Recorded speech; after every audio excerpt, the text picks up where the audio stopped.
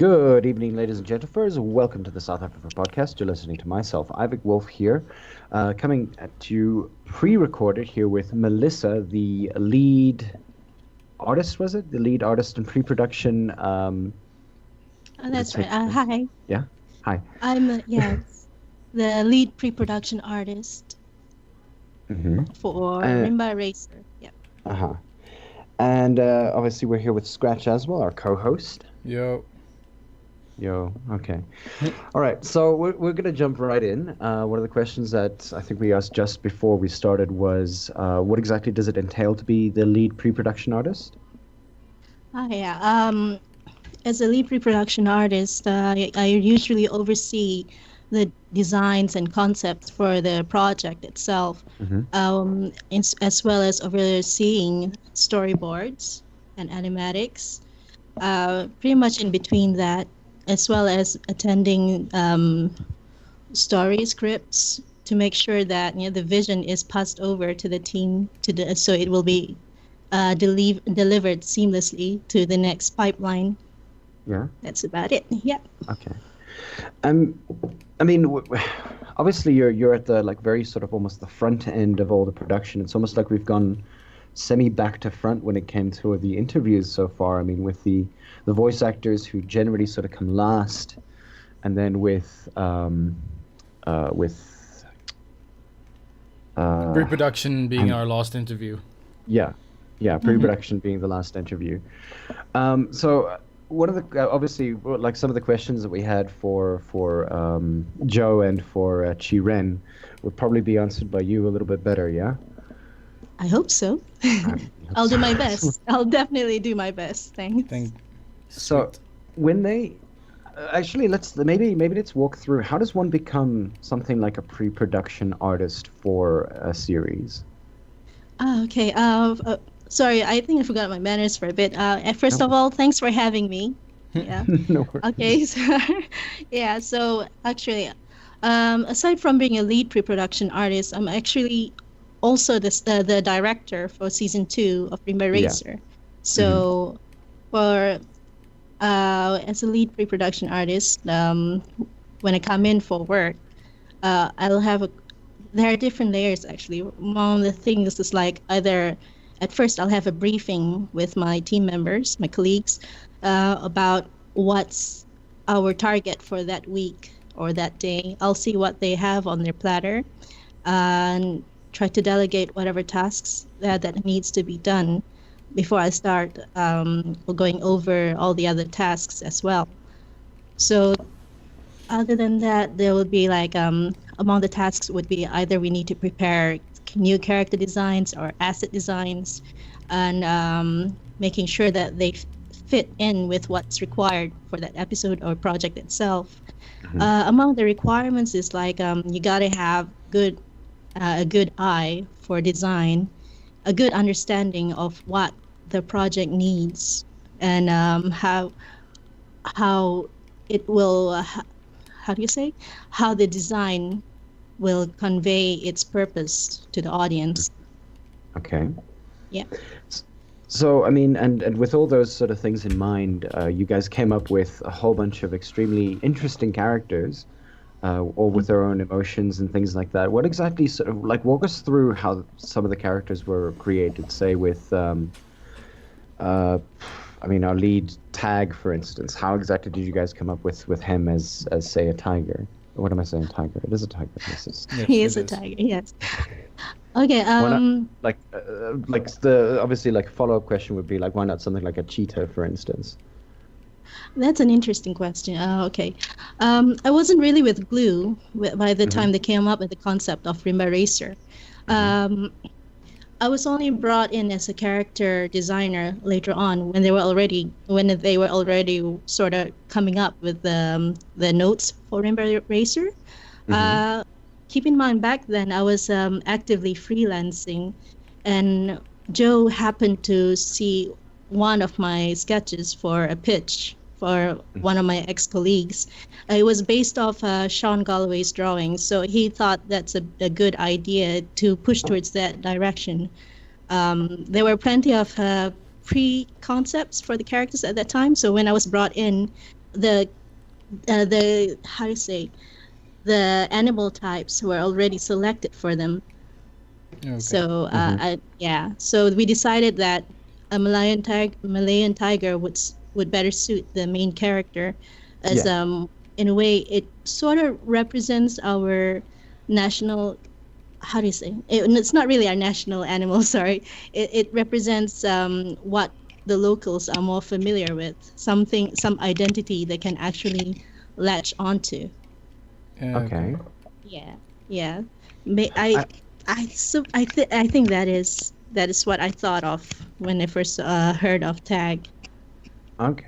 Because I mean, I'm just now looking through some of Sean Galloway's art, and I can actually see the influence in respect to it, like the sort of almost over the top sort of, not over the top, like sort of triangle build.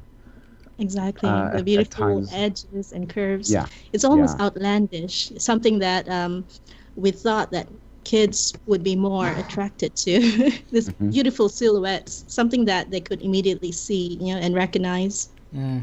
Almost like the DC animations as well. Like if we think about the way that they're also built.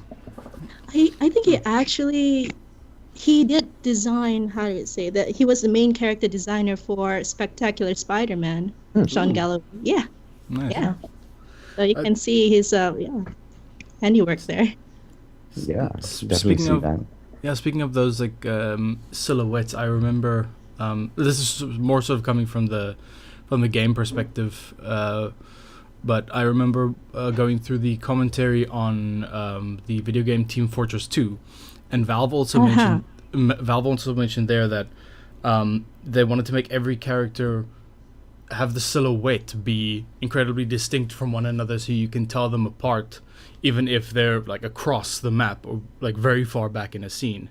So having that very distinct outline of a character really goes a long way to sort of keeping a scene less cluttered. Exactly. I mean, like with a fast-paced game like Team Fortress, you need to identify who's who immediately. Yeah. Especially in a first-person shooter game. Yeah. Right. That's a medic. It doesn't pose a threat, but I can go after him. Or that's a heavy blocking a doorway kind of thing. Yes, that's right. So it somehow applies the same for the animation. The moment you see it right away, you can see who it is. Your brain registers it for you before you can actually make sense of it. So yeah, there's a lot of emphasis for that, the character silhouette, when we put them in a lineup.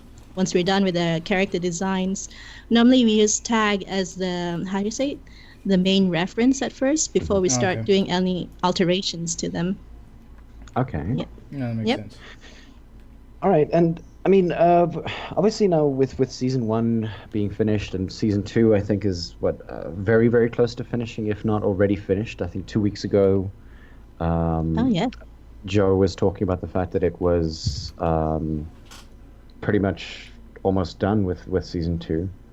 Definitely. And, so talk us through how, like, I mean, obviously with 2 different directors and 2 different series, how exactly did you sort of like come in to be able to sort of change things almost seamlessly between season 1 and season 2? How did that sort of go through? What was the process?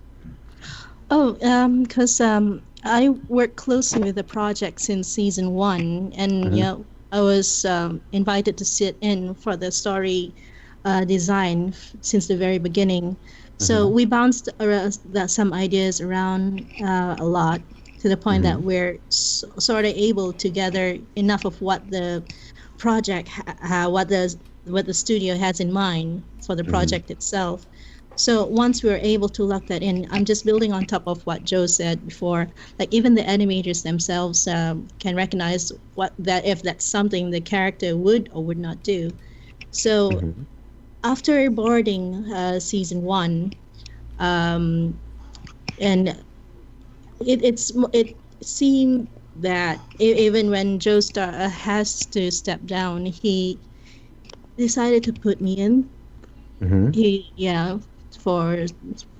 To direct season 2. At first, it's the transition itself. It wasn't. I wouldn't say it was difficult or easy, but it does take a lot of learning from each other. Again, I have a lot of colleagues to help me do that transition itself, so we can get comfortable enough to know with each other's thought process on how to work on that project.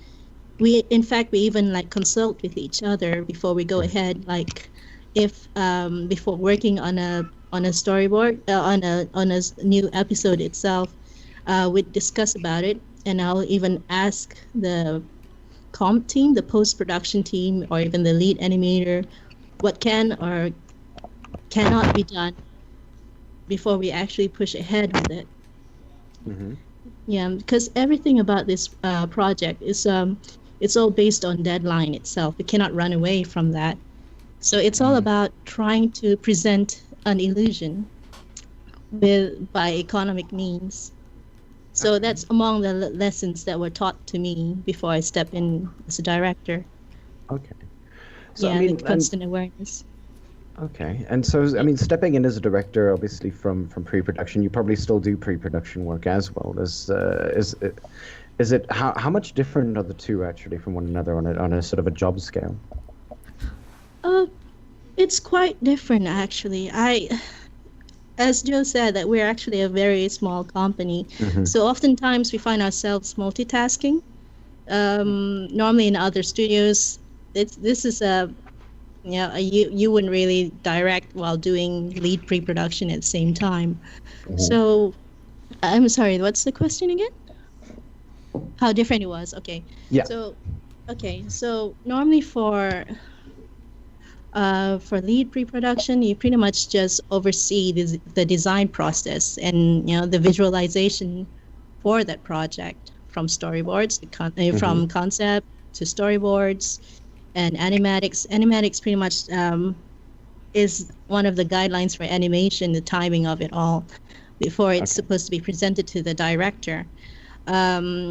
This process is supposed to be conducted by another person, so it will leave the director a little more free to oversee other tasks, because the director's position is more towards ensuring that the vision is put together seamlessly, but also with the help of other people. There's a lot of conversation going on in between there. So in the difference, it's just that, how do I say, with lead pre-production, you just focus on the design itself, right? So it's more like understanding the story and putting together the design. But as a director, you have to look at it from start to finish, because it's from pre-production to the animation itself, in which you have to also communicate with the lead animators, and also overlooking the whole production process to make sure that it fits in with the context of the story. And and also when we head to the post-production, in which they start rendering and put in the lighting, and making sure that it follows the color script that was provided by the pre-production artist itself, making sure that the mood sort of fits with the series. So yeah, pretty much pre-production and the final polished looks are still tied together in a way. There's no running from that. So as for the difference, there's the director definitely has a lot to look at. We have to refer back to previous episodes to make sure it doesn't run off too far from it. Yeah. I mean, and that's actually some interesting stuff. I mean, like one of the things that I've now been seeing, because people have actually been commenting on the videos now. I remember one of them actually. This is a complete aside, by the way. One of the people who was commenting actually mentioned that, because I remember we were talking, I think it was with Azizul about this, or I think this is the one of Chiren, yeah. So we mentioned that at one point that we wanted to do some sort of blooper video, or that the blooper video might have been appreciated. And a person actually said a blooper video would be awesome, and that you could just bleep out the swearing. There were plenty of them, plenty of those blooper audios. I think even the animators gave us, gave it for for a run a little bit. They actually animated to it. It's just a shame that I don't think we can actually release it. I'm sorry. There were plenty of them. They were hilarious. I do wish we could share it. Yeah. Even if it's just like connected with some form of animatic or anything like that, that the characters are going crazy in the background because their lines didn't necessarily go as well as they should have or anything like that. I wish we could. That's the thing. They were, maybe one day, hopefully, if any of the animators decide to release their show reel, maybe we'd let you know. Okay. Yeah. I think you will love it. Yeah, you will love it. It would be awesome, yeah, but it's not like talented animators. Yeah. Mm-hmm. I'm pretty sure a lot of us would enjoy that, but the thing is, that's not.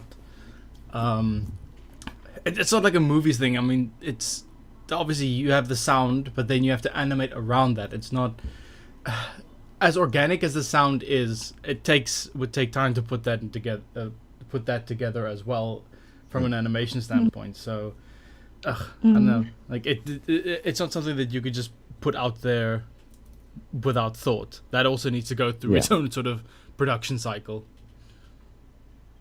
Yeah, because this is something that we're just goofing around with. They were goofing around with. But usually it's when we actually have free time. Most of the bloopers don't really deal with a lot of swear words. Sometimes it's mispronunciation, and sometimes the context are out of place. It's fun, definitely. Yeah. So sometimes when I listen to these clips, I'd be like, why can't we just use these? These are hilarious. There are just not enough opportunities to use them, I think. Yeah. Same. No, maybe when there's some downtime, can definitely look into fooling around with that. Maybe I think, and I mean, obviously, with some of the questions that we've been asking and probing and things like that, the idea of a season 3 is definitely on the cards, we hope. So I mean, but between that downtime, I think maybe something like that for promotion would always be great. Like that's an idea. That's an idea, definitely. So I mean, and obviously with respect to how all of this kind of moves forward and things like that. And obviously, you mentioned that like choosing particular animals for different races was or at least not for different races, but for different people, was something that was done before you were there. But obviously, as we have heard, there are different characters in season 2. How did you guys come up with those characters, for instance?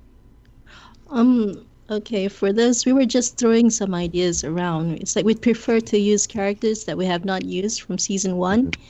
Among them, we definitely need some characters who could challenge the current roster. For Vix, it was it was an idea that was thrown in that we need a strong female character, and we just looked through some Animal Kingdom facts that here in this pack it's very matriarchal. We have one of the strongest jaws, so it makes sense. Plus there with them being quite known to be violent if they have to, and for even like Xeno the Toad, we really want to expand more to that Animal Kingdom. It's not just reptiles or avians or mammals. We also need to go into the amphibian side. So that's something we have not tried yet. As for the wolf, it just kind of makes sense when we were trying to figure out their personalities. This is the thing. Sometimes we come up with let's draw something based on this animal, or we come up with a personality and try to figure out which animal might suit that personality best. So I'm not sure I can't remember exactly how we settled on a wolf itself. I mean, I guess it's the whole endurance story there, obviously. I mean, with wolves, the idea of being tenacious, always Oh yeah, chasing, never tiring, that kind of thing. yeah, and yeah, they're the strongest in a pack. So Hmm. Mm. yeah, there's something about that. There's something majestic about it. Yeah. Yeah, no, it's definitely something very majestic. So, I mean, obviously, you guys probably wouldn't be looking into like, insects or anything like that. Mm. Yeah, that's it. Yeah, this was something that we, yeah, we'd sort of draw the line on certain Mhm. animal types. Like, I don't think we'll be seeing any sharks running around anytime soon. Yeah, I mean, and you could always have like not an amphibian, but an underwater level or something like that, where the shark has an obvious advantage, and the only reason why they're there is because they're from the undersea league. I'll put that in my notebook. Thank you. Oh yeah, Right. so yeah, when it comes to insects, yeah, that's the insect kingdom. Hmm. I can't quite remember, but there are certain rules that we do put in, like how do they fit in with the whole Rimba series. We pretty much agree that these are people with their personalities projected outwards. So the animals and birds and rodents and the types that they're something that we normally see in other people. Hmm. That's easy to see. Yeah. Okay. Yep. Right. I don't I'm think I glad. can see anyone as a carp. Yeah. I could just imagine that. Like on land, they flop around, but in their car, they're just amazing. Turns Yeah, into Yeah. Gyarados. And they're and the a car. people you shake hands with. Yeah, true. They come with sweaty palms. Same. Yeah. Yeah, I'm one of them. And I mean, Okay, so no worries. So I mean, like when it comes to getting into like animation, obviously this is one of the questions that's sort of been the staple question that's been going through all three interviews. Like, how did you get to where you are today? Like, what did you do beforehand? oh, okay. I'm actually a graduate, I'm a graduate from Multimedia University. I graduated with a degree in animation, film and animation. My first Hmm. job was a 3D animator, actually. So before that, we normally do some, how do you say, internship Hmm. before we graduate. So somehow an old contact from my intern days contacted me about a storyboard project. Hmm. So I tried my hands in it, and I actually thought, I do have some. I actually am interested in storyboarding because my Hmm. passion has always been drawing itself, and it's the closest I can get to drawing comics. So I never looked back since. And after that, I actually found love with doing action series. So Hmm. after storyboarding for my first storyboard job is actually Saladin, the animated Hmm. series. So after that, after I was done with that project, I was invited to join Glue Studios as one of the pre-production artists there itself. I boarded for them and also did some character designs. And after that, I got contacted again by the same person who offered me a job in Saladin, and I worked for them as a what's that, an assistant director for some projects.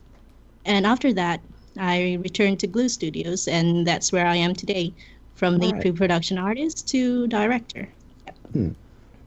Nice. I mean, it seems like, especially from like the interviews that we've had so far. Obviously, your studio isn't necessarily the largest around. It almost seems like you guys have to like carry different weights every now and again, depending on who's still available for something. Is that something that does that bother you in any way, that you're not necessarily stuck in one particular job, or is it actually better that you kind of jump from, pre-production to directing, maybe season three? I don't know. I wouldn't know what you Okay. guys would do in season three. But yeah, I so like how would yeah, go? Sorry. No, it's okay. You can finish your. Sorry. Mm-mm. No, I got flustered somewhere along the way, so go right ahead. Yeah. Yeah, it's okay. okay, in any production studio, it's not really a good idea to juggle too many works. Mm-hmm. At some point you will eventually become a bottleneck later on. That's why in some studios it's more advisable to specialize in certain tasks. Like you have certain people to actually oversee that task and ensure that it streamlines properly into the next pipeline. But for us, as a small studio of 20 to 30 people, it's how do you say?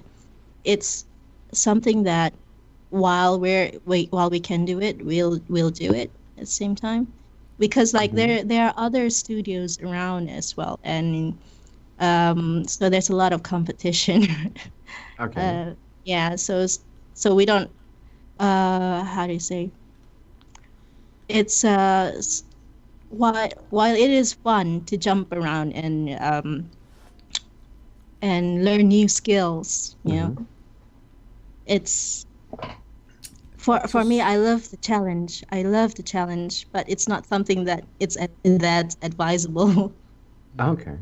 Yeah. But I mean, it's with the same studio though, so it shouldn't be that big an issue. Or is it? It's not an issue if you can actually, how do you say, stay within the deadline itself. That you have, I'm just quite fortunate that I'm working with people who I can actually consult with. They're specialized in their field, and I can actually refer to them like, what can we do to meet the deadline?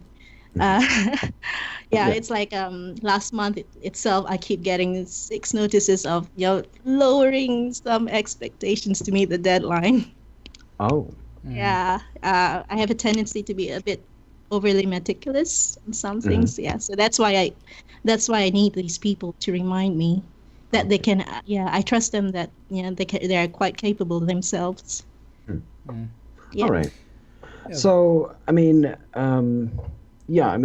obviously with production and everything like that, obviously pre-production, but then do you ever work with post-production in respect to looking at things like viewership demographics or backing or anything like that? No, unfortunately I'm not involved in any of those.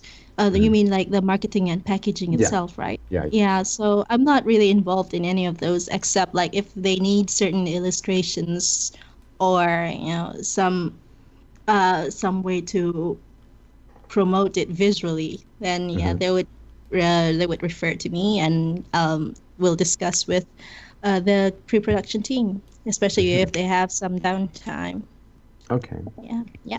So I mean, that would involve things like promotional skits and things like that. Or okay.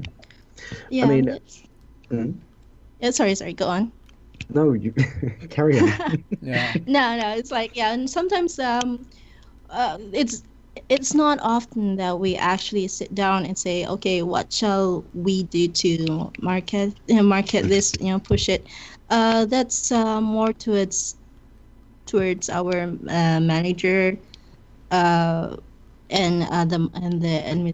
the I can't remember, but there were other people who were involved with that. We're only approached when they need some other ideas as well on how to go about it. Normally, it's just like we receive notes. Okay, we might need some illustrations or posters. It's usually just that. Yeah. Okay. Yeah. So, Scratch, I'm not sure if you have any questions. I've been hogging the line. Sorry. Yeah. No. With regards to the sort of the in pre-production, it kind of feels like there's a lot of fleshing out of the characters that's being done, and a lot of important things do get done there with regards to laying the foundation of how the story is going to be told and how each character is sort of interacts with one another and with the world itself. But how, like, when that sort of pie in the sky idea of pre-production clashes up with something like the deadline, how do you manage that? That's something that, like, the company that I work for struggles with a lot. There's hundreds of ideas being thrown around in almost before pre-production. Then it gets reined in a bit. but then even then the deadline compresses that even more. How do you manage those expectations? Good question. I'd like to know too. Okay. No, it's yeah, right. So when I can imagine it's not easy. the deadline. No, it's never easy. That's why we have, these project coordinators who actually tell us how it is, and then when we take a look at the script, the designs, we go about it. And normally we are given a deadline. Okay, by this date we have to come up with we have to come up with a character. So before we reach that date, like this week, we'll discuss and do some research on what we have to prepare. Like, let's say, okay, we're coming up with a new character. This character is this, and that. So we look up the personalities, and we'll probably research on what kind of animal might suit them better. And by the end of that week, we'll take a look at the spread, that was prepared. Sometimes we even ask around. It's not just the pre-production artists who contribute to it. We would actually allow other colleagues to take it for a spin as well. We have a few talented artists in the studio too, so they would even contribute some sketches. It's amazing, really. So usually, okay, we take time. Okay, the next week we do this we select that kind of animal, or that would suit that personality best. After that, we start breaking it down. Okay, this is the character's personality. How do we push it more into that design? And then we start experimenting more, maybe more hard edge if this character is very rigid and stiff and unyielding, or a lot more curves for someone who's gentler. And after that, once we lock down on certain designs, we start with the colors. So it's a lot of breakdown, more like we set targets for every other week or days, depending on the deadline. Most of all, it does fall down on the director to put his or her foot down on making sure that the design does come through according to the vision of the project. Right. I can imagine at some point someone, an artist, would sit and keep whittling away and perfecting what they're doing, but someone has to be there to draw a line in the sand and say, this thing needs to go out the door. Stop what you're doing. Yes, definitely. That happens often. It's most of the artists there are, how do you say, they have a lot of pride in their work. I'm quite proud of them, actually. So it's usually, we are always reminded of the clock, so we need to ensure that most of the time, even the storyboard artists tend to go a little overboard. I have to keep reminding them this is not a comic book. Yeah. This has a deadline. We need to ship it. There'll always be time to comic book it later, right? Yeah. I can't say. Well, so I mean, yeah. No, go. No, I got nothing. Sorry. Okay. So I do have a follow-up question to that. Obviously, I mean, as an artist yourself, the idea of creativity versus this idea of corporate deadlines and things like that. I mean, I'm assuming that there are days that you feel absolutely frustrated by the idea that you can't flesh out more on a particular character.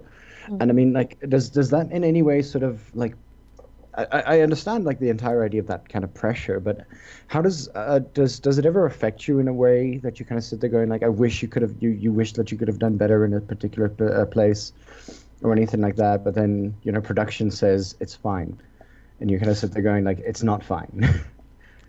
Yeah, it happens all the time. It's but sometimes you gotta let go of that perfection.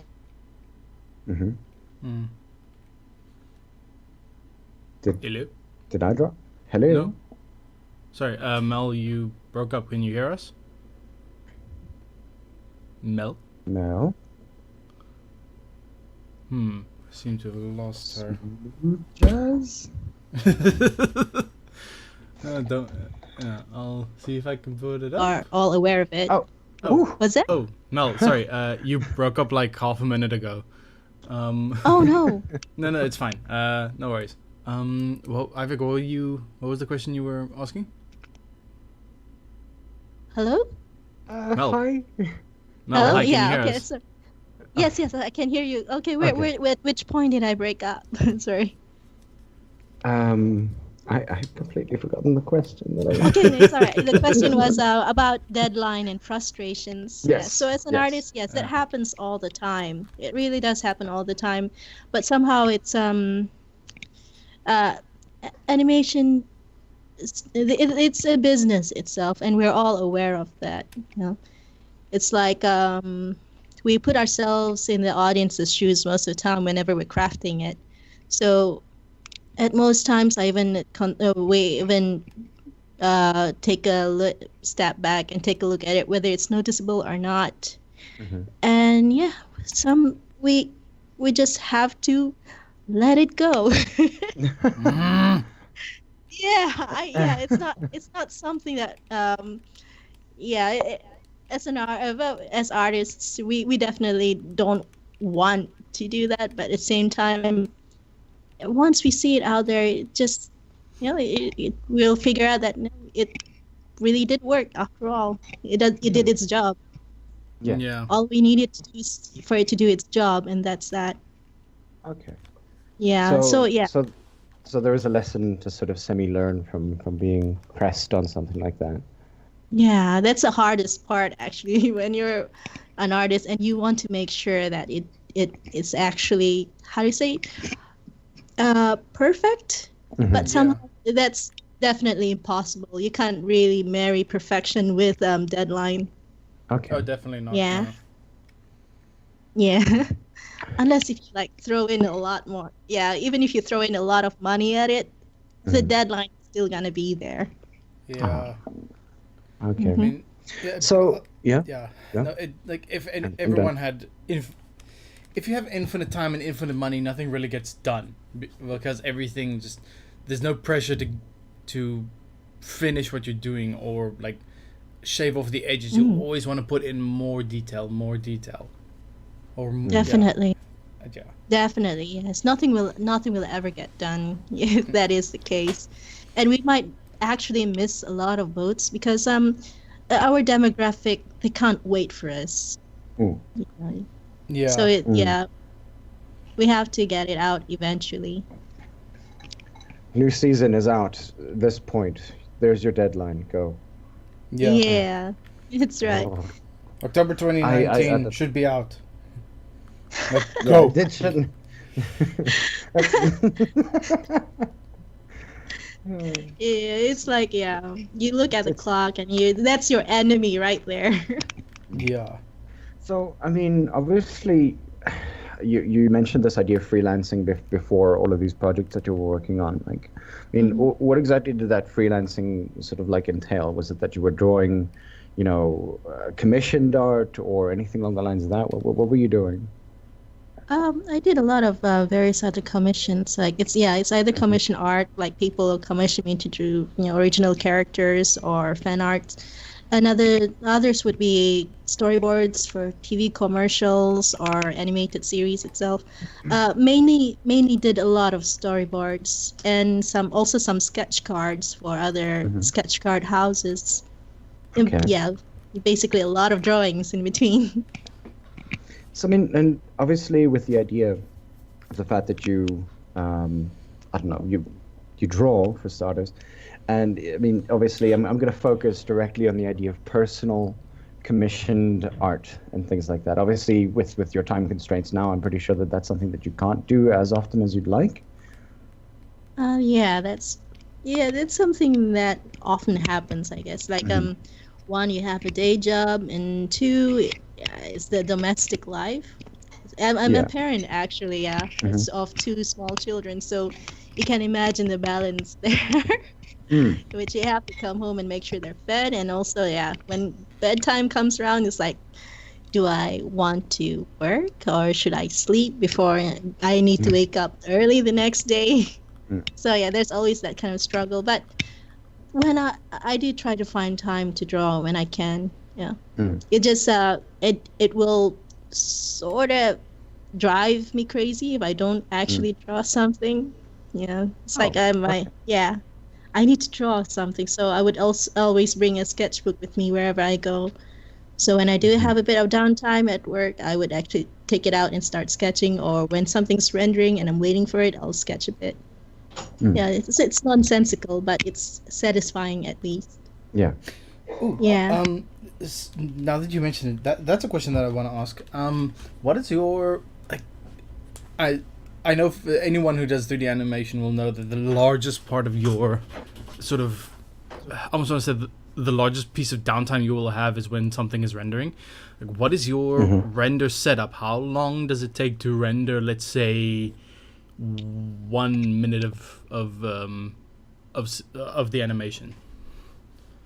Oh, this I can't really, how do you say, it varies. This is not really my, how do you say, my forte there. Field? This, this will have to be, this would need to be asked, you would need to ask this with our lead comper Okay, and their no worries. team. I was just curious. Yeah. Maybe you could have enlightened us on that.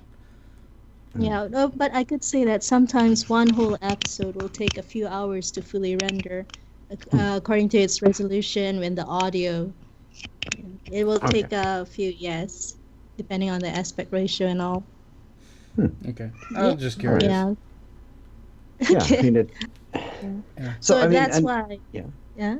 Yeah, No, that's no. why it's like whenever I'm actually viewing some of this of the comped shots, the rendered shots, I it's sometimes I'm pretty sure sometimes it would see me as an embodiment of doom, because sometimes I would say, okay, this shot has this. Let's put in a bit of more lighting, and it will take them a lot more to fix. Like sometimes this one shot will affect the others as well. Like we have every episode there are about almost 400 shots. So yes, you can imagine the amount of how do you say? I actually do have a lot of respect for these guys. They're troopers. Yeah, they're super troopers themselves. They're amazing. Yeah, okay. Okay. Yeah. So, I mean, now back to the idea of personal commission art and freelancing, because this is going to be something that was probably going to come up at some point. But I'm assuming that I mean, you have some sort of platform that you do this on, and the particular type of people that would come to your side would be. Stop tiptoeing around the question, Ivek. I'm tiptoeing around it. Okay, just let me do it.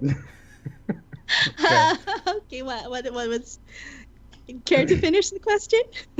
I'm asking about furries. Okay. I can't really say for certain what. Okay. I can't really put furries in one box, I guess.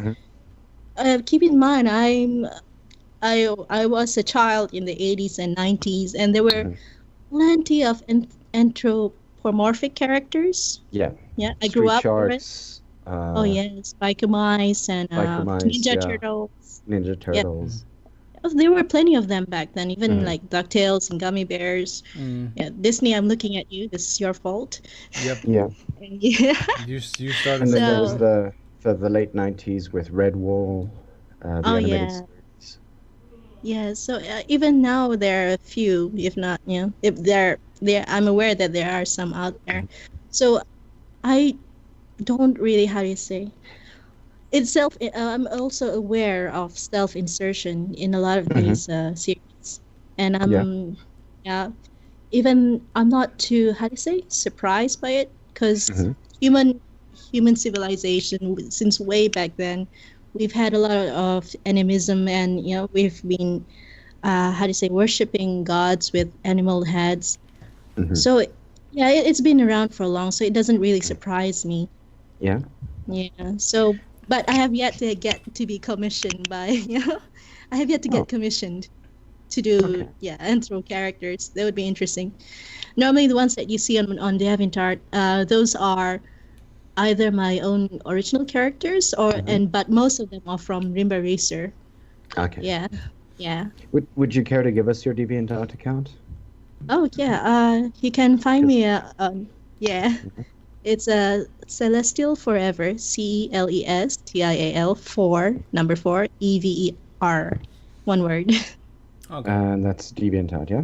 I'm just Yep, going to type it DeviantArt. out. Is this correct? Yes, that's correct. Sweet. Okay. Yeah, I got another one. Mhm. It's M1, M3, M3. Yeah, those are my fan art stuffs. Okay. Yep. Going to DeviantArt immediately and subscribing. Haha. And I'm pretty sure that a lot of people. And in fact, I'm just going to what's the word? I'm going to pop this. I'm going to pop this down into our chat so that we can use it in our video. And I'm assuming that people are going to swamp it. Yeah. That would be fun. Yeah, here's something fun. You can actually find season 1 storyboards posted up on my DeviantArt account. Oh, cool. That So, yeah. Celestial one? Yes, that's right. Nice.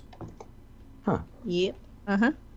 So yeah, there were some storyboards I've uploaded there. There were actually 3 to 4 storyboard artists working on it on season 1. I was the leading storyboard artist at that time. Halfway through, I think during episode 4, I can't remember. It's all right. Are you okay? No, I'm fine. It's my flatmate. He's the one coughing.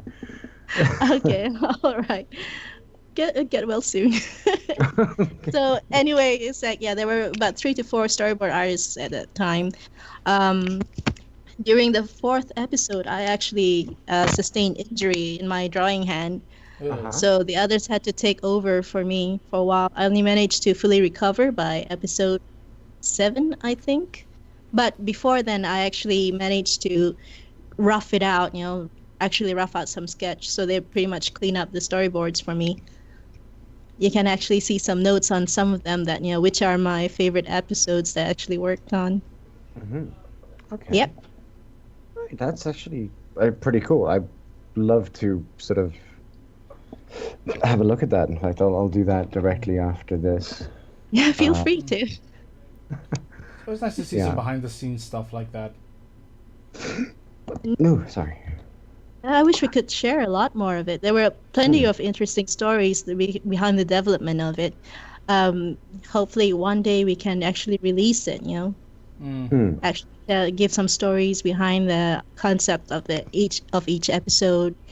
That's kind of fun, because like every time before we start boarding an episode, the storyboard team, we'd actually sit down even with the concept team, and then we'll discuss with the director, like in what direction do we need to take this episode. We'd point out like, okay, this is the theme of that episode, and how do we draw it out more? Like, who do we follow, and what's the expression and emotion we need them to, project for the audience to read. Yeah, so we even like on the spot we'll also like start designing something. Like even the storyboard artist would bring in something to the episode to actually amp up that feeling. Like there were a few, I can't really pinpoint which one it was, but I think one of the episodes for episode 4 that I'll try not to spoil it too much. No worries. So yeah, when we come to that one point about revealing the character's history, that was discussed during the script writing, and an idea came to us like, let's board it in this way so we don't have to spend too much time re-explaining the whole thing. So yeah, that's kind of fun trying to bounce ideas around that. Even we discussed with the lead comp that let's do it like this. Is it possible? And once we get the word for it, or like it really works in the storyboard, and we'll find a way to make it work. Yeah. So I can't resist looking at these pictures because it's just something I'm going to do. But so I'm looking at this sketch art of Rimba boys, for instance, and I just want to give one comment that what's the word? Sunny is exactly how I would expect him to look like as a human. Like Ah, the long sort of Beach Boy hair with the. That's exactly it. I think it's no secret we actually designed him after Chiran. Oh, He okay. actually does look like that. Okay, the first time I saw him, I'm like, okay, that he's forever burned into my memory. There are some people like that who make the first impression, yeah, and I just gotta include them somewhere. Yeah, nice. Yeah.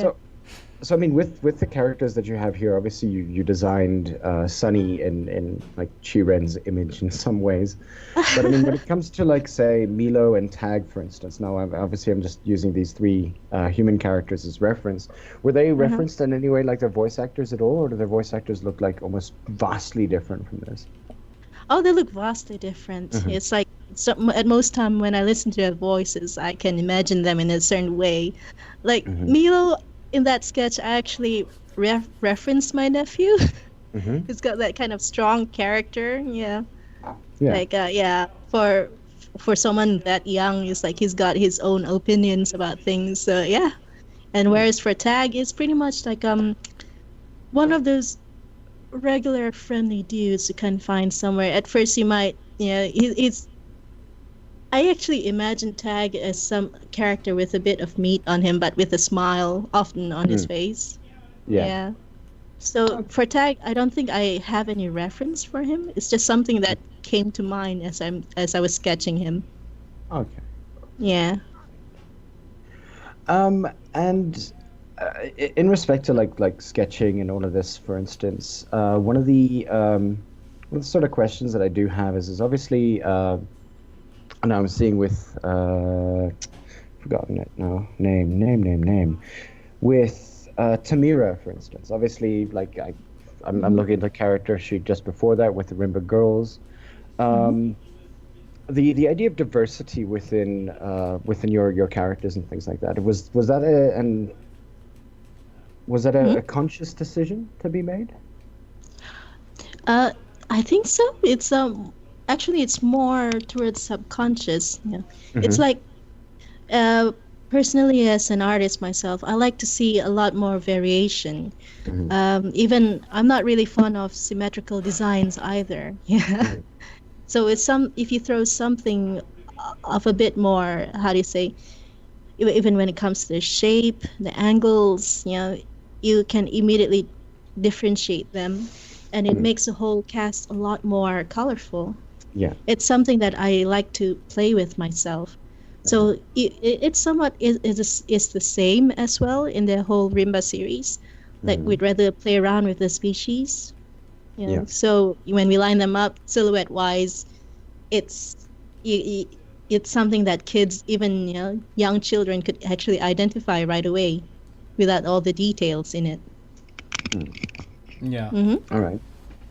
Scratch?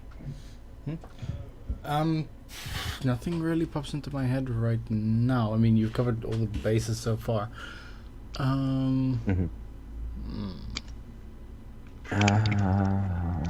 No, we're not losing it, and we're not losing this.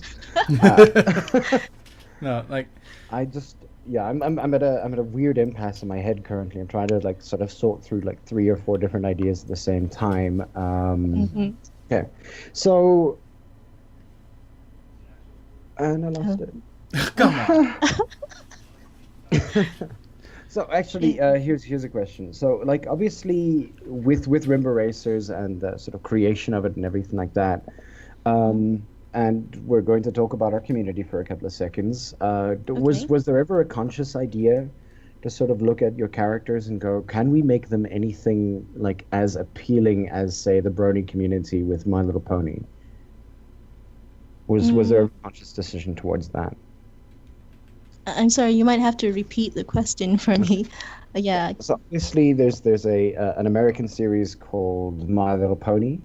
The new one, which has a viewership which sort of weighs the viewership that it was looking at. In other words, sort of the grade 3 to grade 5, female population, where the population that watches it is rather anything between 18 to 40, and the vast majority of them being male. Oh yeah, I know about that one actually. I actually watched it with my daughter, and Yeah. I actually can see the appeal in it. Yeah, Mhm. that was amazing. I actually watched it to study it, Yeah. and knowing that, yeah, and actually finding out the fan base, who they are, Mhm. actually makes it a whole lot more interesting to me, actually. Hmm. But when we were designing Rimba, we were Mhm. hoping for spillovers, actually. We were creating it for 10 to 12-year-olds, Yeah. but we hope that the simple message in there could actually spill over to younger audience. But there were Mhm. also issues in there that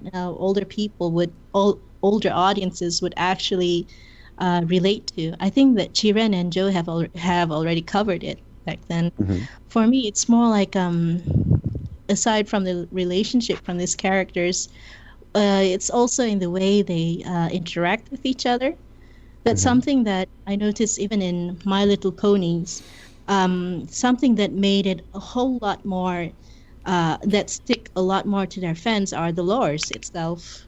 There are Yeah. rules in that universe that people find really appealing, right? It's like the difference between the races, like the Pegasi, the Mhm. unicorns, and the Earth ponies, each of them with their own strengths and weaknesses. People Mhm. latch onto that immediately, and even with the whole cutie marks and what's that? The history of it. That's Mhm. something that I remember. It's quite different from the generation one I grew up with. Yeah. It's actually, it's quite impressive to me, Mhm. actually. It's like Yeah, there's as this whole. someone who works. No, go Yeah. ahead. No. Go ahead. No, finish No, your thought. no, it's okay. It's just that as someone who works in the industry, that's amazing, actually. Mhm. Someone who works in the industry and who actually grew up with it. Hmm. That's I can see why it actually grew big. Mm. You know, Hmm. even outside its current demographic. Yeah. Yeah. I mean, did you ever expect that like there would be a group of people who would feel similarly about your series? Was there ever a point that you were sitting there going like, I wonder if, there are people who are like this, but maybe a smaller group or anything like that, but who do watch, say, Rimba Racer from these different demographics? I'm pointing at myself quickly because I've watched the season twice now. I've gotten my flatmate to do the exact same thing. He's Uh, watched with me and was actually just as intrigued by it. I'm glad then. Yeah, I'm actually quite glad. Actually, when we were first designing it, I what we weren't really thinking of, how do you say? We weren't really thinking about it. We were just thinking of delivering a proper story. Mhm. But just to find out that it actually reached out to other people, that actually made us very, very happy. Hmm. It does. Um, yeah, but actually, yeah, we didn't really we were really trying to aim. How do you say? From the very beginning, we were trying to aim for international broadcasting. That's why it was created in English at Mhm. first. And we try to make sure that, um, however, the design, visually and story-wise, Mhm. will appeal to outside audience, and also to ensure that local audiences won't get left behind on the jokes and the storytelling itself. Hmm. Yeah, so yeah, we're actually quite glad that it works, for other fans. All Yeah. right, and now I'm also now looking at your other uh, thing. I just actually want to have a quick question about the hand injury that you had. Was it carpal tunnel or what exactly had happened? It was nerve damage, So, actually. I think that's carpal tunnel, isn't it? Like I'm not the really. nerve damage near the wrist, Carpal tunnel where No, is. there's it's like a not in the swelling. wrist. Yeah. It Okay. wasn't near the wrist. It was near my neck, actually. Oh. Oh, sure. Yeah, it's how do you say it? I have a weird way of drawing. It's Mm-hmm. like I'm a left-hander, Yay. so I draw in my left. So normally this what we're normally afflicted with is like normally when you write you have to go left to right. Mm-hmm. So since young I had to hook my hand around just to be able Ah. to write, and somehow that transferred into drawing as well. So that in itself is not a natural position in which you Mhm. actually have to straighten out your wrist and draw from your elbows. Yeah. So over time, it just that that actually has some consequence to it, especially when you're hunched over and you're pinching that nerve near your neck. Yeah, so it took a while to recover, but it was worth it. Yeah. But not something you should do. Not something you should do ever again. Yeah, ever since then I tried to correct my pose. I'm still trying to figure out how to get around it, actually.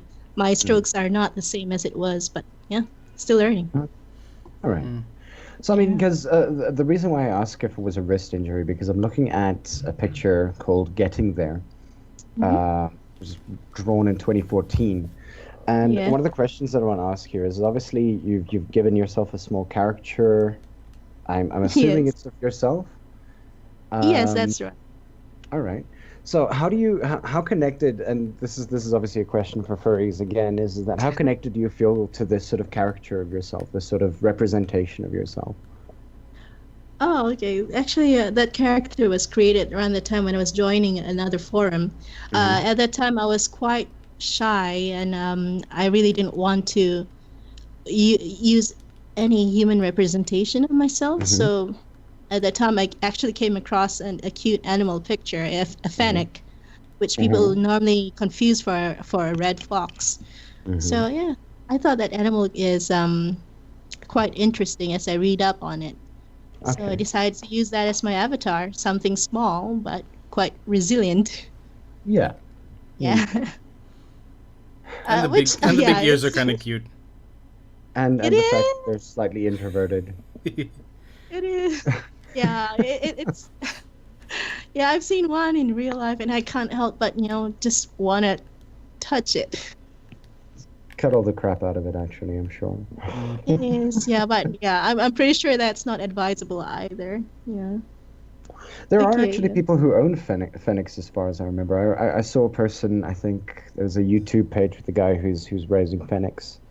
Mostly fruit eaters. I understand that you need a license for that, I think. Yeah. I would assume it's a wild animal, isn't it? Yeah. And I mean, I think it's also, what's it, not, are fennecs endangered? Possibly? I don't think so.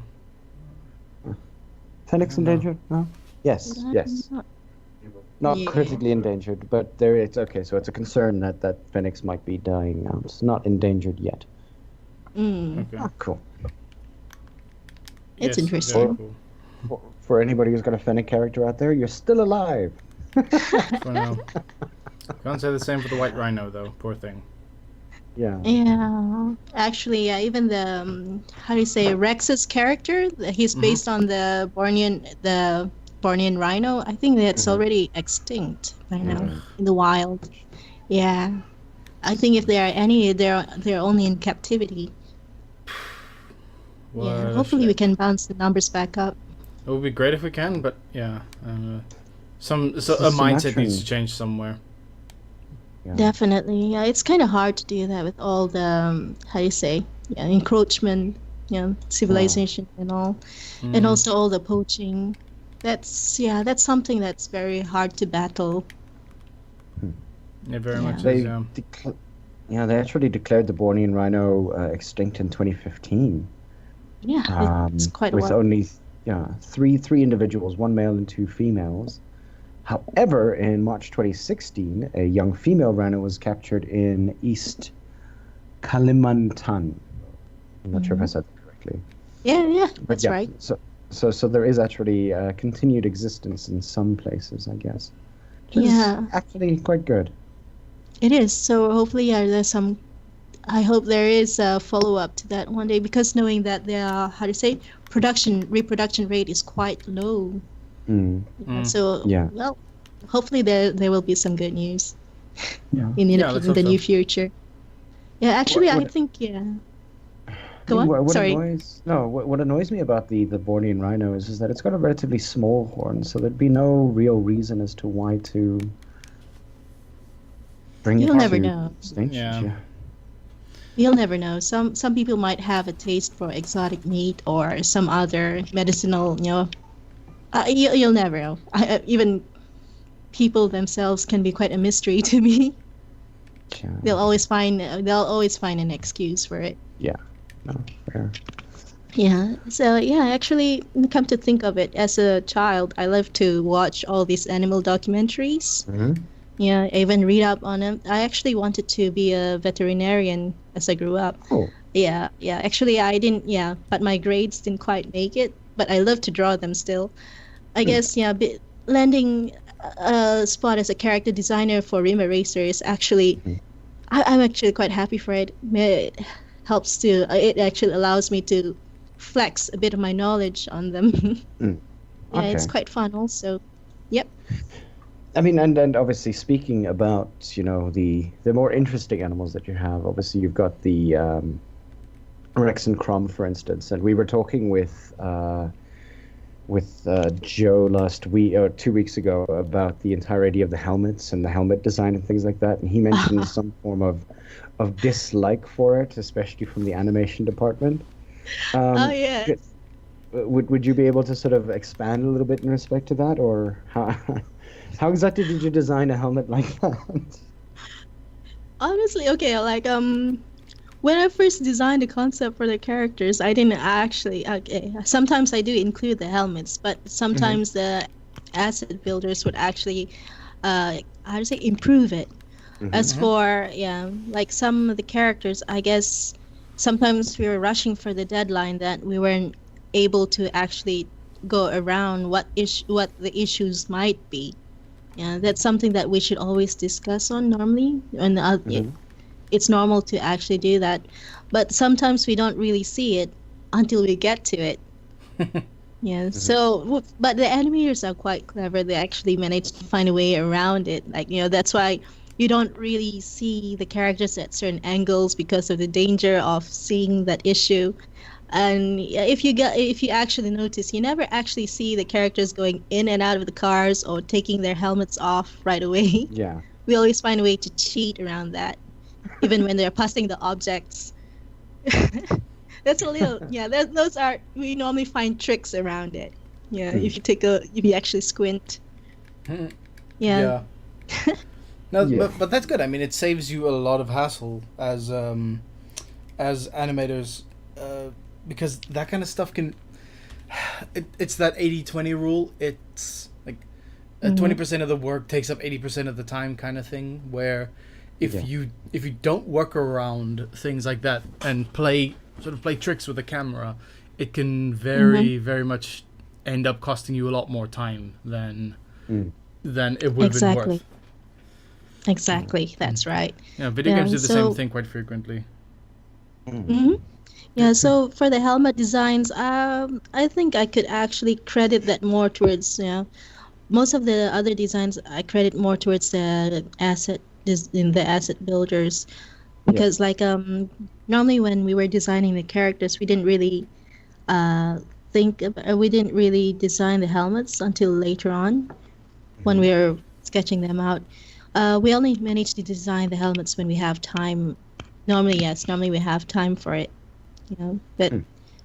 when we get into it, we'd actually also discuss about the materials used. We even like pull up some reference. This same thing as you would normally see in other production documentaries.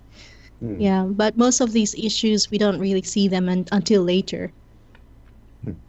Okay. Yeah. Yep. I mean, It's it only gets brought up later as well. I mean, it's like, wait, hold on, this yeah. helmet. Yeah. Yes. Yeah, even issues like with rigs for season one, it was limited, and then later on, it was brought forward in season two where we could actually do the fixes for it. So, Yeah. I really can't wait for Yeah. everyone to watch season two because you can actually see the difference there. Even the animators, they actually got really creative with it. Mm. Yeah. Nice. I mean, obviously, even throughout season one, you could see that there are like either small to large improvements on a whole bunch of things. Like, I mean, background characters, sort of, I think, moving a little bit better versus, Mhm. like, say, episode one, where they sort of moved sort of like stock-like almost. And I mean, Mm. like, I'm going to wait for season two whenever it comes out, whenever I can get my hands onto it, because I Mm. really, really want to see it. But I mean, like, so. obviously, like it's an improving thing. And are there any aspirations, I guess, for season 2 in respect to like what kind of awards you guys might be going for? Is there even a what would you call it, a push for that from your side at all? I mean, I know that especially from like marketing side, like getting awards or getting some form of accolade is always something that one needs to continue doing. Otherwise, the season kind of peters out. Is there any push towards that? Oh, we hope so. The first step is try to get it out there, for the other broadcasters in other countries to screen. Yeah. So once that's hurdled over, hopefully, we'll get some attention for that. Yeah. Okay. Yeah, but from our end, we'll just try to really, really make it work. Yeah, because I mean, I've been checking the statistics on the videos, especially from Rimba Racer, for instance, and I mean, we're looking at a good over like 1,000 people who've been watching the videos so far, over 1,000 or just under 1,000. So I mean, it means that there is some traction, and there is definitely a fan base out there, especially from the English-speaking community and things like that. So I mean, it's something that we can look forward to. For that kind of movement forward. And I mean, if there is any kind of push towards a particular award, let us know so that we can like promote the shit out of it. Yeah. Thank you. Well, definitely, yeah. If anything, we'll always post up updates or any news on our Facebook page or our website. So if any subscribers out there, you'll definitely be the first to know when that happens. Yeah.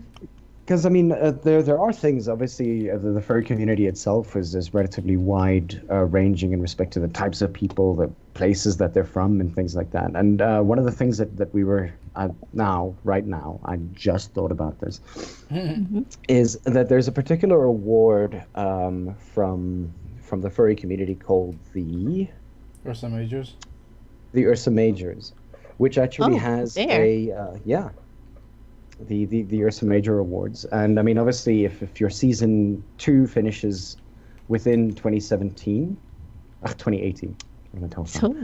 then we could actually, like, if you really, really want to, we can probably try to make a push towards at least getting it as a mention on the award Nomination listing. at least, yeah. The nomination at least, yeah. That would be great. Yeah. So I mean, Definitely. just to get people from our community to begin to sort of sit up and take notice, because it is definitely a diamond in the rough when it comes to like series that are out there.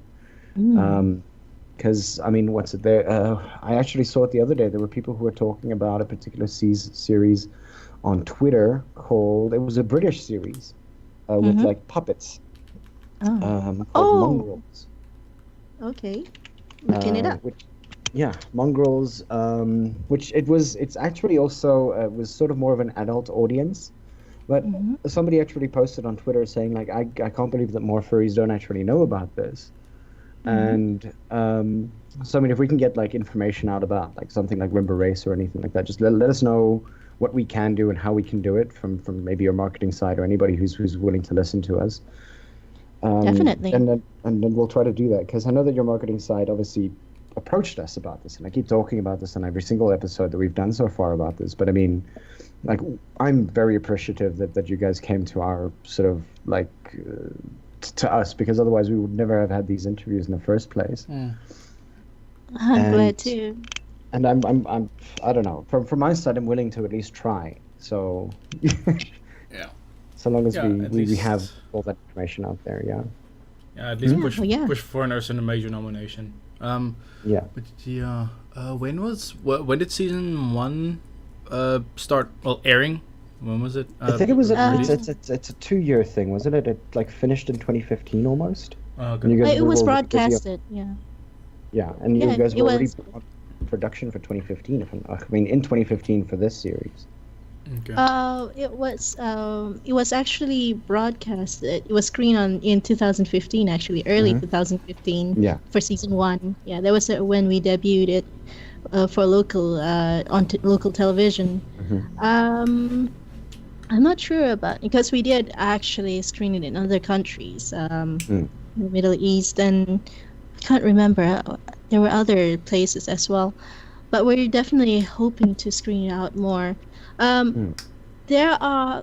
I'm hoping that there will be some news coming up. I can't really say for now, Yeah. but once we finish season 2, no, not once we're able to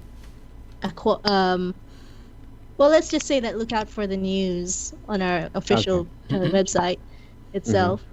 Yes. So, yeah, season 1 it was in production since 2013 and 2014, middle of 2013 actually. That's when they start sketching out some ideas before we actually start doing the scripts. We call in Chirin to do the season 1 script because I've been working with him since the Saladin series. I'm actually quite comfortable with the way he writes, and we've been interacting a lot. So we pretty much are comfortable with discussing with each other how we want to take the direction of the series. Yeah. So it was how do you say? So in a way, it makes the production of the series a lot easier when there's actual communication between all of us that how we want it to look and how we want it to work, especially. So yeah, he managed to work on a few episodes of season 2, yes, which later on Azizul or Jijo later took over because we pretty much it's a solid foundation that was laid for us from season 1. Yeah. So, I actually do want to ask you another artist-related question. So your particular influences in respect to your own art, what can you tell us a bit about that? I mean, obviously there's Sean Galloway that you're interested in, but I mean, like, what would you say sort of started the way that you draw, for instance? How did I draw? Okay. All right. So I actually flip-flopped around. Like I had a lot of influences through my life. I even grew up with the animes and mangas, Dragon Ball, among them in Sailor Moon. So I actually tried. I actually tried to mimic some arts before I actually incorporated them into my own. It's more like trying to figure out the strokes, and eventually, once I see and then I actually actually got influenced by some European comics, and like Juanjo Guanido's Black Sad. Yeah. I think, Black Sad was, believe it or not, Black Sad is one of the major influences for when I was designing Rimba Racer. One of the notes in there, that's where we build it from, in which the author or artist himself mentions that projecting the characters' personalities outwards. That's where the idea came from. Because So if any, I think you guys are familiar with Black Sad. Yeah. I've seen pictures. I haven't necessarily actually watched Black Sad yet. Oh, it's amazing. You should try to give it for a spin. It's very film noirish, and it's a very adult theme to it. Yeah. So it's quite gritty and all, but with Rimba, that's the only influence we got from it, that insert itself. Okay. Yeah. So carry on. No, go. Yeah. So for the art, you can see from there that I actually incorporated a lot of strokes from the influences over the years, the simplicity of how do you say, all the animes and mangas, and then the strokes from European comics, and the how do you say, expressions. It's from here and there, definitely.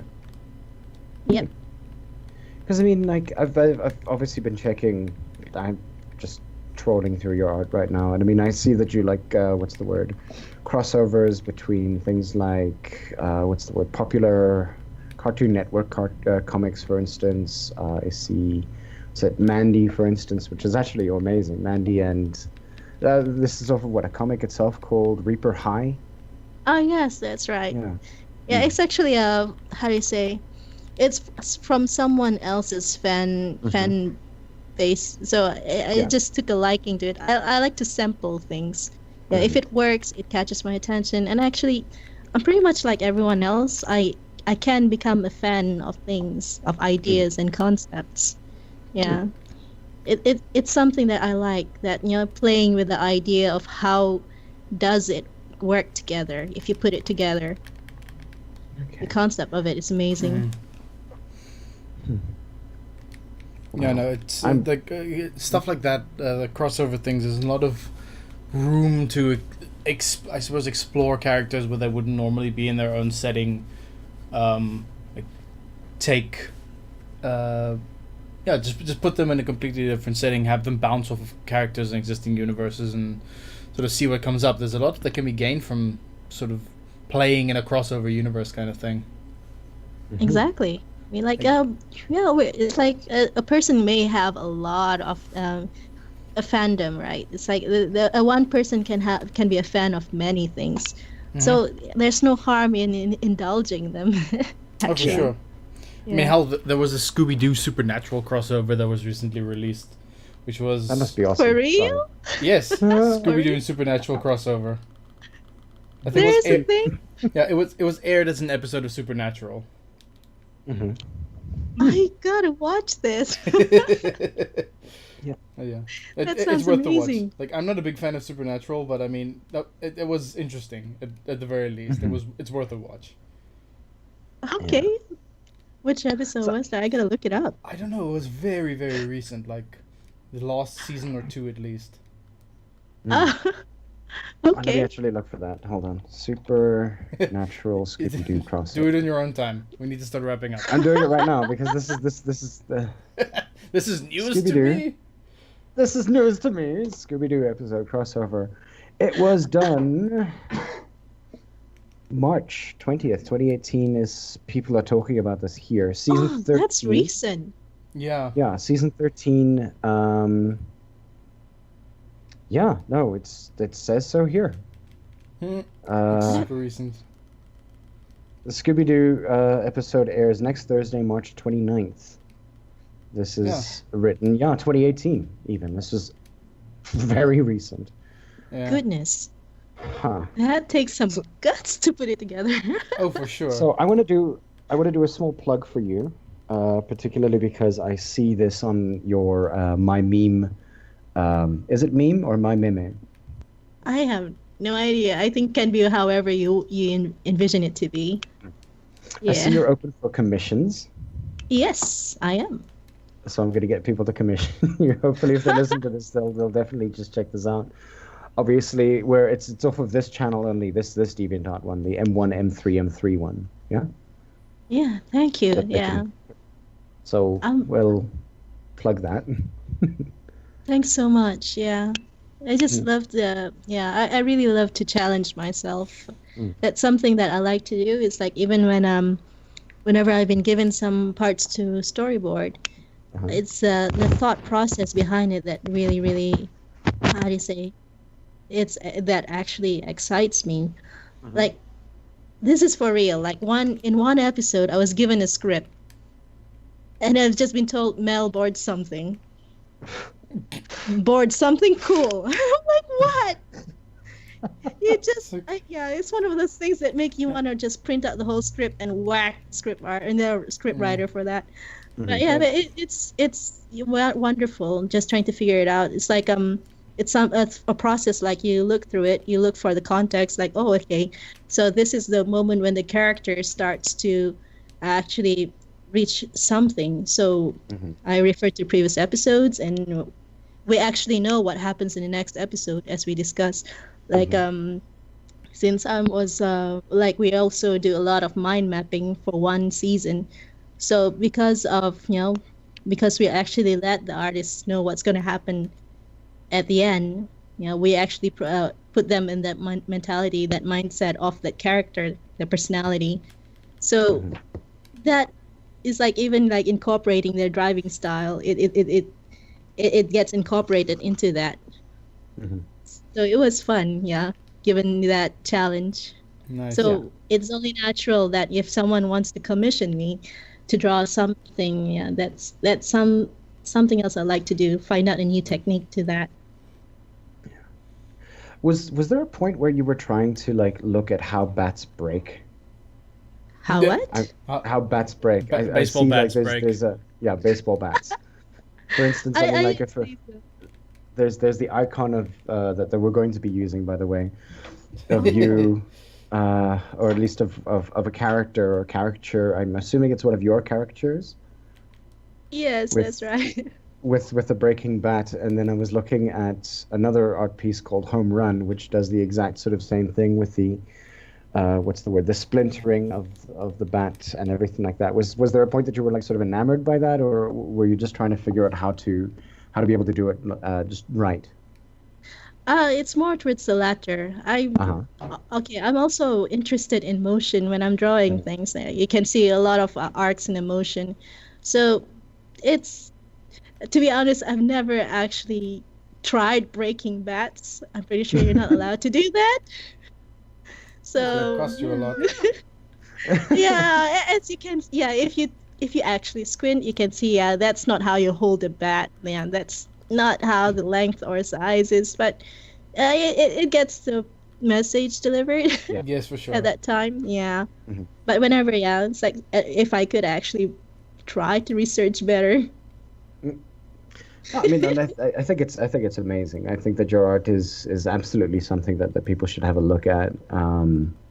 Like I'm enamored by it. It's in the time that I haven't been speaking, I've been scrolling. So Oh, I'm glad. Thanks. yeah. So yeah, we're Scratch. How are we on time? Yeah, we're actually. Yeah, we're like 5 minutes too, so I think we can start All right. sort of wrapping up here. So Melissa, thank you for joining us. We really do appreciate it. It's been a blast, actually. Yes. Oh, thank you. I yeah. I actually should thank you for giving me this chance, I guess. Yeah. Thanks for having me too. Yeah, no, I mean, again, we should probably be thanking your marketing department, because they were the people who sort of forwarded the names and said you guys were willing, and we were like, we're willing to do it with you guys. Yeah. Oh, And So- it, I'm glad. and I'm really it's- glad. Yeah, and it's great to hear from sort of all the sides of this massive project. I mean, it's a small studio, but it's an enormous undertaking to do 2 sort of seasons of full-length episodes of a 3D animated show. This is not simple stuff, and having so many people from the different parts of the production it's amazing for us to have you guys on and tell your story. I'm glad to. Thank you very much. Yeah, I Nice. actually. Yeah, it's an absolute pleasure It's to a- have you, honestly. Yeah. It's the same. Thanks for, yeah. I really am happy to be able to chat with you guys and share our knowledge. Yeah. Awesome. An experience. It has been a blast, actually. I'm going to say that, like, over the last 3 weeks that we've been doing this, it's a complete sort of different perspective of like looking at the finished product and then actively being able to speak to the people who are like old. And I mean, all of you are technically, if we really have to think about it, as behind the scenes as it gets, especially in animation. I mean, you're at the forefront while it's being made, but the thing is that, like, you know, it's that thing where we're talking to the people who are always stuck in the credits. Yeah. Mhm. And Yeah. yeah, the And- people and- who yeah. yeah, the people who are so close to the project that they don't necessarily step back and it's difficult sometimes when you're so close to a project to step back and see like the accomplishment that you just had, because because as an artist you're your own worst critic, so you look at something and you look at a scene or you look at something you've created and I'm like yeah, I don't know, his leg doesn't move as fluidly in the scene, or I don't know, that line of dialogue was delivered a little bit wonky. People don't pick up on those like super fine grained things, but you as artists being so close to the project, you guys do, and like, it's like I said, it's not a small undertaking, the stuff that you've done, and I think you guys can be very proud of the work that you've done. Yeah, I think I would like to actually tip my hat to everyone who worked on this project. All of them, each and every one of them are heroes. True that, we all of us wish that we could have done better, but we're actually just super happy that we have fans out there. That really makes us happy. Thank you, everyone. Yeah. Yeah. I'm sure that you'll get a lot of messages at some point, both for commissions and everything. We're hoping that you do anyway, because Yeah. I mean it's a shame actually sometimes to sort of, I don't know, and I mean, like maybe I'm gonna ask this final question, like when it comes to storyboarding versus doing commissioned art and things like that, which one do you actually sort of enjoy more? Oh boy, that's a tough question. Yes, it is a tough question. It's like okay, it's how do I say, like storyboard pretty much allows me to see things in motion, like whereas commission art, freelancing, you're allowed to actually do it from the comfort of the home, comfort of being able to sit at home and just draw in your pajamas. But yeah, when it comes to, I actually quite like working in a studio in which you actually get to communicate with other people, bounce ideas. Yeah, so you could say that I'm actually quite, how do you say, torn into. I like sharing ideas with people, but at the same time, I just want to stay at home. Yeah, Yeah. no, I completely So understand between, that. yeah. Storyboards, okay, storyboards, I definitely need to work in a studio for that. Yeah, I cannot be left alone at home to do storyboards. Yeah, but I can do commissions at home, and that's fine. Okay. Yeah. All right. Well, from our side, good luck for the future. We really do Thanks. appreciate everything that you guys are doing, and we're hoping, or we're waiting with bated breath for season 3, hopefully. Yeah. And yeah, Cool. yeah. Thanks a That's lot. Thank you. Yeah. And thanks to everyone who's listening. So I think next week we should either be back to live schedules or, now it's going to be a bit more of a scramble for people because we've had this like month so packed, like April. It's been a month and a half that we've had either live or recorded episodes. Yeah. Now I don't. We'll see how this week goes. I'll see what I can do. I will. There are a couple of people that I'm already sort of considering, like getting on, like what's it?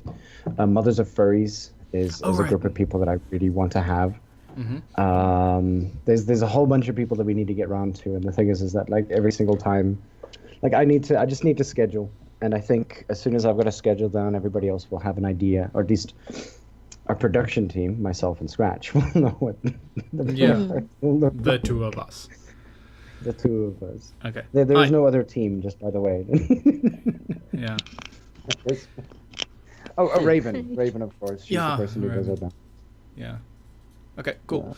So, thanks everybody for listening. I think when this goes live, I should probably be going on with music shortly. And we'll see you all next week again then. And once again, Mel, thank you so much for being on. Yes, thanks a lot. Thank you again. Thank you for having me. Cool. All right. Thanks, everyone. Cool. Cheers. See you guys.